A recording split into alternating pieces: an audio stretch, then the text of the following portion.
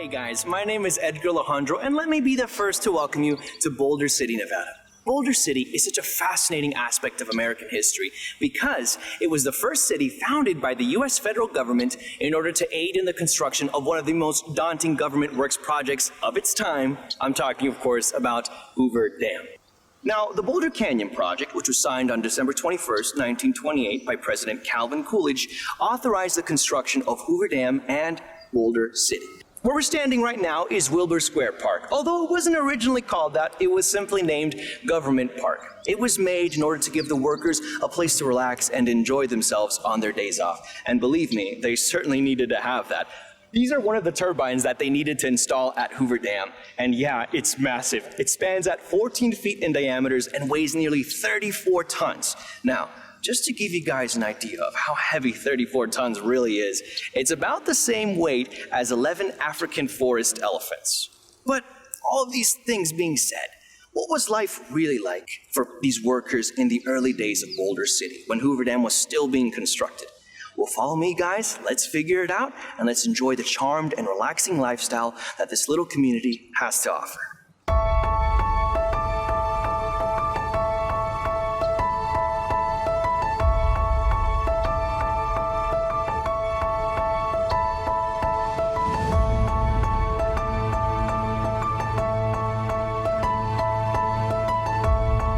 Hey everyone, I'd like to introduce you to Michael Green, Mr. Green. It's 2020, guys. He is a historian at the University of Nevada, Las Vegas, and he has oh so graciously agreed to join us and lend his expertise in terms of telling us what makes Boulder City so unique. So, Mr. Green, I've heard about company towns, a place where the buildings and housings are owned by a company, by a single employer. And at first I thought, oh, that's Boulder City, but upon closer research, it seems that that's not the case at all. No, in Boulder City, what you've got is a combination of these things. The 6 companies, they were the ones building the dam. They built some houses for their workers during the dam construction. The neighborhood we're in now, this was built right after the dam was completed by the Los Angeles government, the Department of Power and Light, for their employees here. Because remember, Hoover Dam was really built to serve Southern California, to provide cheap water and power. And there were plenty of federal and state employees here, and so they wanted to have a nice neighborhood for them. And these houses, they're a little bit more upscale than the houses 6 companies built, reflecting how things looked in the 1930s.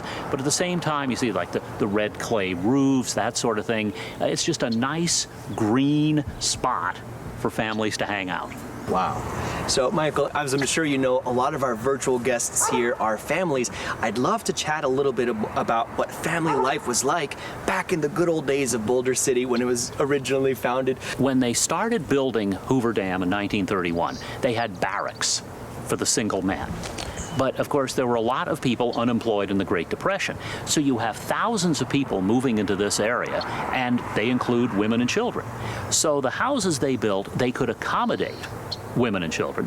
On the topic of classical buildings, I'd love to check out one of the most iconic buildings we have here in Boulder City.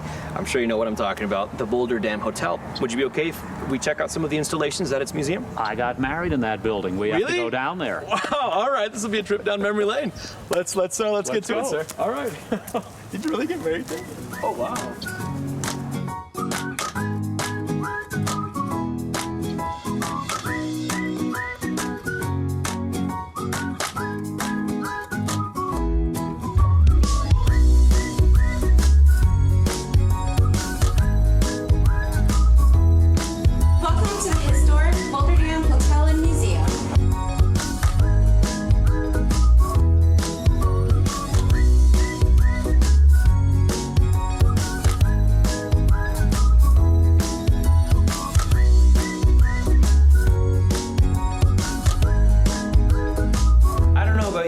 But I love how the historic hotel and museum does such a great job showcasing what life was like for these workers during the construction days at Hoover Dam. Summer temperatures often hit more than 100 degrees. I can only imagine what it would have been like for these guys working at the Hoover Dam, coming back to Boulder City during the summer days. Can you chat a little bit about that? Well, I'll tell you, it's 100 here in Boulder City. Down at the dam site, you're talking about 130 degrees. And this is way before air conditioning. They went through just tons of ice trying to keep these guys cool.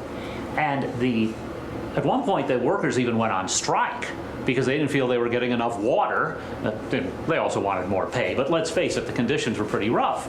And the other thing that was happening is down in the tunnels, there was a lot of bad air.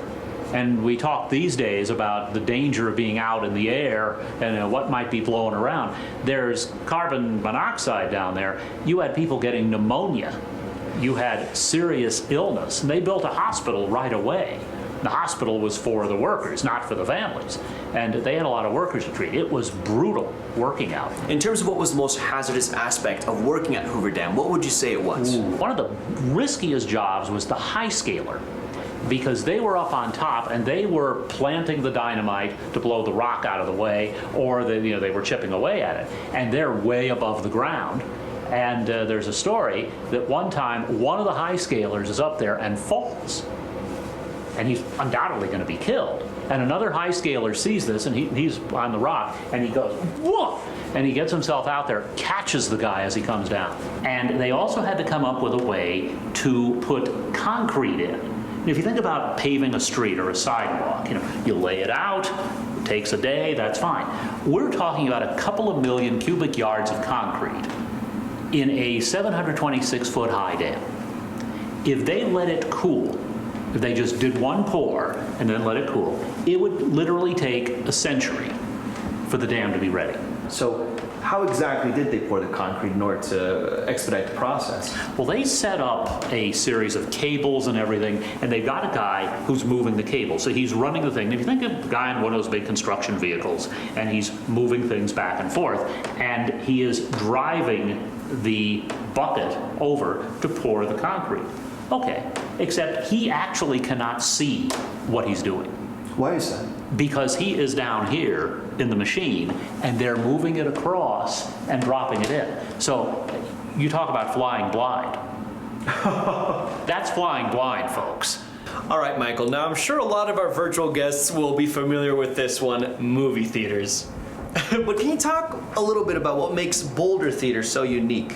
Well, Boulder Theater opened in 1932, right next door to the hotel where we are today, which opened the next year. And the Boulder Theater had, and this shows up in here, cooled by modern refrigeration. Today we call it air conditioning.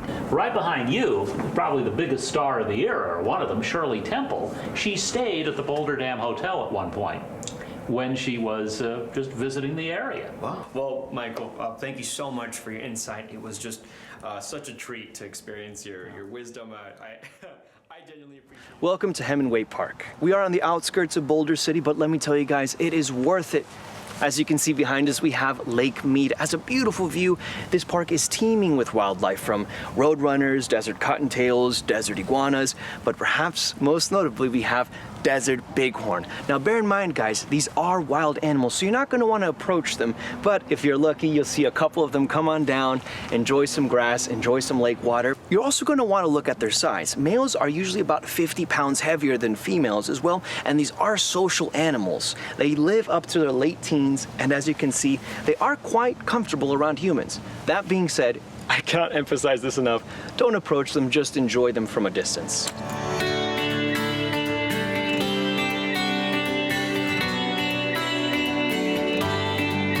Hey guys, Edgar here. We're at the Nevada State Railroad Museum, Boulder City.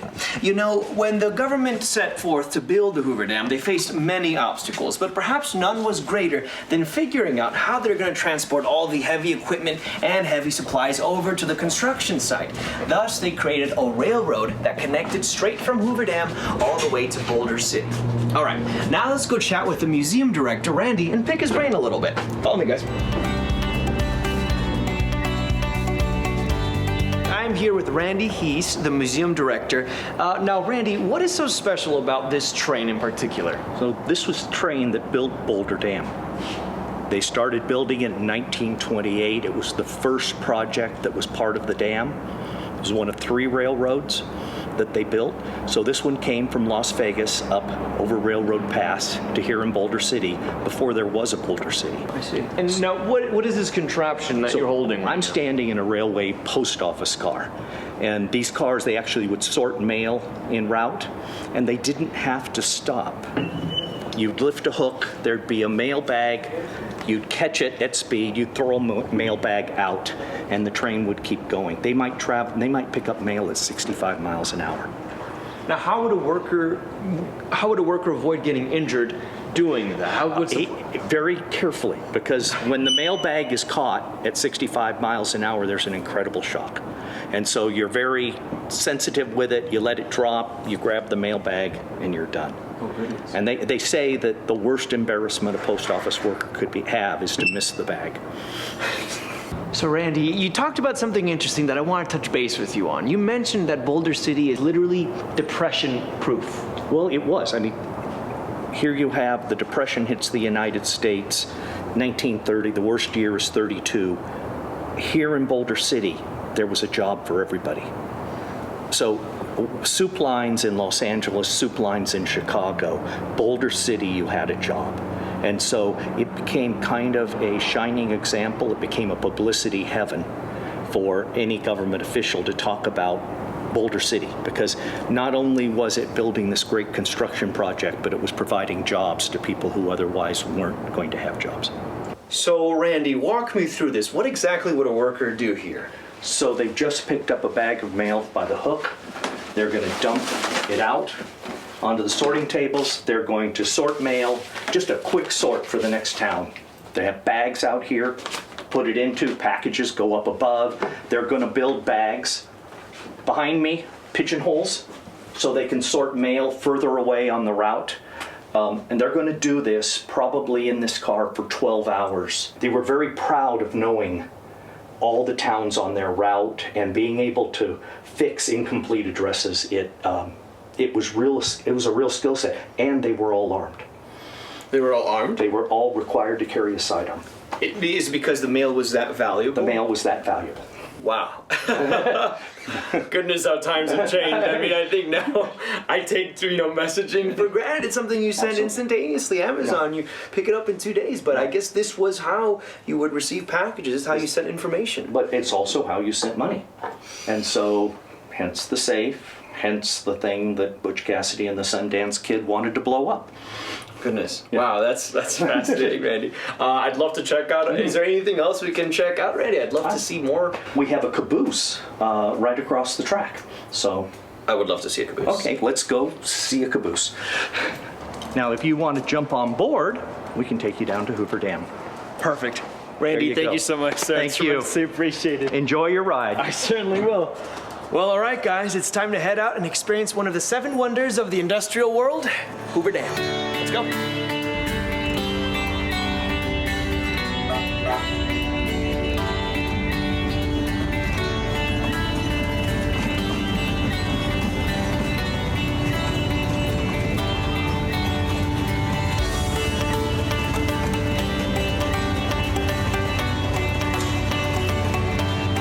So that's it for me, everyone. Now my colleague, Sunshine, will be waiting for you once we arrive at the dam.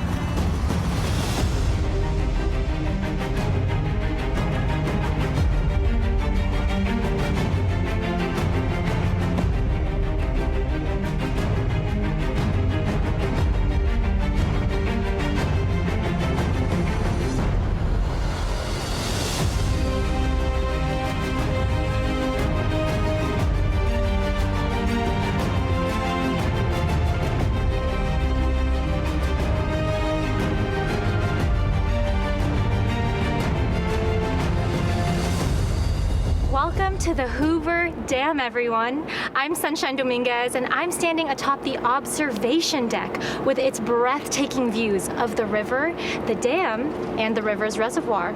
Since its inception, the purpose of the Hoover Dam has been for flood control, power, irrigation, and water for both industrial and domestic use.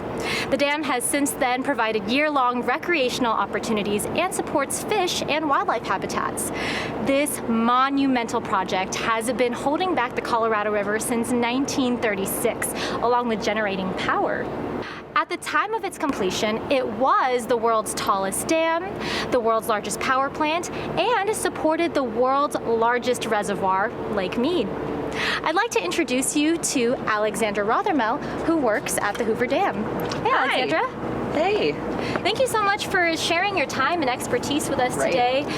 We would just like to know, what did it take for the Hoover Dam construction to begin? I can't even imagine the amount of planning. Right, so well before construction even began, in 1902, the Reclamation Act was passed, and that actually created the Bureau of Reclamation. Before it was known as that, it was actually called Reclamation Services, and its goal was to help irrigate the country and reclaim land. And then in 1922, they actually ratified the Colorado River Compact.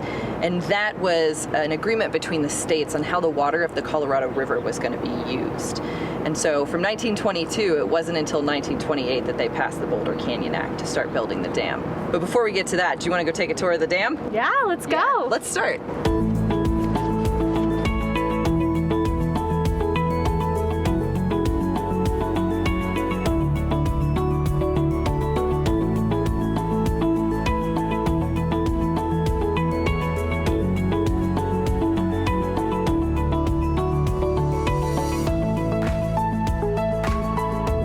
The Boulder Canyon project was authorized in 1928, and then just a few months later, in 1929, the stock market crashed and caused the Great Depression.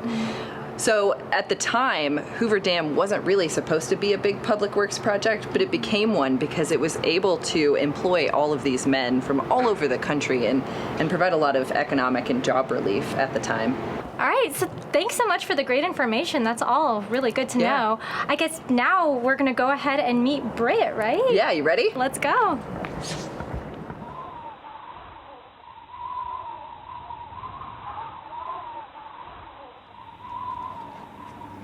So now we are here with Britt Bowen. Britt, would you mind just introducing yourself and letting us know what you do here at the Hoover Dam? Sure. So I manage the engineering section here at the dam. And where are we at right now? Can you talk a little bit about this tunnel that we see right here? Sure. So this is our spillway, and this is the entrance to the spillway itself. And so there's a weir below us, and then from that weir it goes down about 500 feet at about a 40-degree angle. And, there's the one on the Arizona side, and we also have a similar basically set up on the Nevada side, and that way they could spread water out and go around the dam with the spillways during a flood event. So I think it would be helpful for our virtual guests today if we were actually able to see how you generate energy over here. Let's go this way. All right.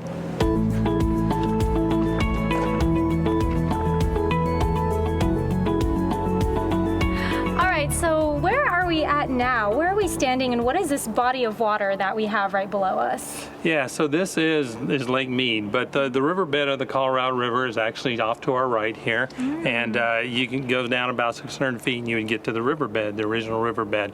So as the dam impounded the reservoir and the reservoir filled up, we created Lake Mead here. So I got a question for you here, though. Okay, all right. So I ask a lot of people this just to kind of get a sense of things here, but as you can see all around, there's a white line that's at the very top that goes all the way down, and that's the high water mark. And so that's where the water has been at the highest point ever here. So, but now it's down a ways. So how far down do you think that actually is? From the top of the water line to the surface? Yeah, to the surface of the water. My guess, looking at it, would be somewhere around 200 feet.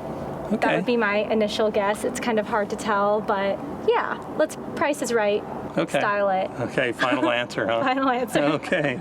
Well, not bad actually. It's about 140 feet right now. Can you give us a little bit of perspective of, just how much that is? How tall is that, so that way we can kind of imagine how much water loss there was? Sure. To kind of give you an idea, so the reservoir is about, it's about 600 feet, so that's about 1/4 of the total reservoir depth.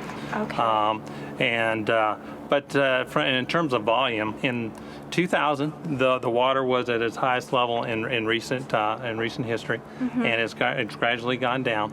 And from 2000, the water level was about 24 million acre feet. And today we're at 10 million acre feet. So it's like 14 million acre feet difference between what it was in 2000 and what it is today. Wow, those numbers are almost incomprehensible. It's hard to imagine just how much that is. Yeah. Well, where to next? Okay, we're going to make our way down towards the, we're still making our way down to the plant. Awesome. Can't wait to see that.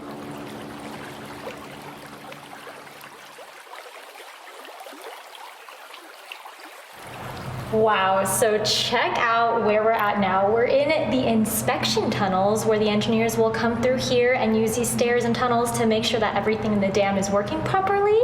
And as you could see, this stairway right here is called the Stairway to Heaven. Check out why.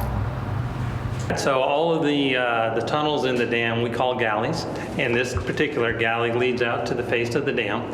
And what we do is we pull air in from the face of the dam into the dam through some of the galleys, and then push it back out to the dam itself. So it cools the air as well as brings fresh air in.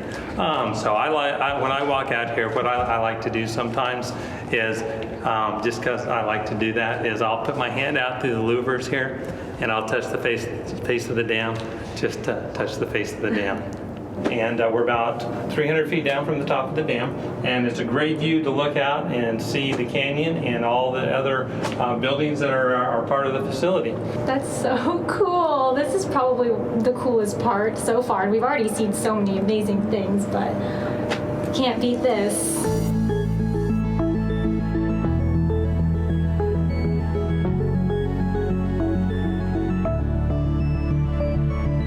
Here we have a cross-section of the generator.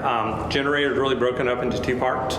We have an electrical part of the generator, which is at the very top here, and then we have a mechanical part of the generator, which is at the very bottom. And then off the side, you'll see what's called a butterfly valve. And what the butterfly valve does is it allows us to separate the unit from the lake. So on one side you have lake pressure, on the other side you have the mechanical workings of the generator itself. And we will go down and take a look at each of those. So Britt, is that a dripping sound that I hear? Should we be worried? Yeah, actually it is a dripping sound that you hear. But no, you shouldn't be worried. So the water pressure elevation has pressure, and that water is always trying to find a way around the dam. And so there are cracks and fissures in the rock, and so water is finding its way to there, but you can see it's very little water that makes it through here. It's perfectly normal. So it's got to go somewhere.